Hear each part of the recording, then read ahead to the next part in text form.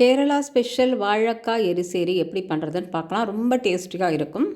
100 gram பாசிப்பருப்பு. இதை நல்லா வாஷ் பண்ணி வேணுங்கிற தண்ணி ஊற்றி மஞ்சப்பொடி போட்டு மீடியம் ஃப்ளேமில் வேக வைக்கலாம் டைரெக்டாக.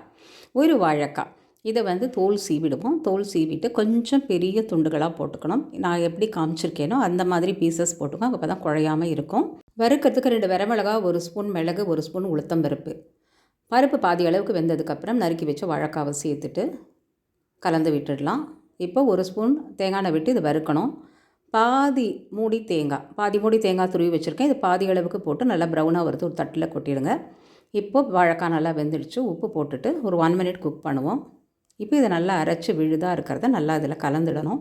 வேணுங்கிற தண்ணி உப்பெல்லாம் போட்டு ஒரு கொதி விட்டுட்டு தேங்காய் எண்ணெயில் கடுகு, உளுத்தம்பருப்பு, கருவேப்பிலை, மறுபடியும் 2 ஸ்பூன் தேங்காவை நல்லா வறுத்து போடணும். ரொம்ப டேஸ்டியாக மணக்க வாழைக்காய் எரிசேரி ரெடி. ட்ரை பண்ணி பாருங்கள். Stay healthy viewers. Thanks for வாட்சிங்.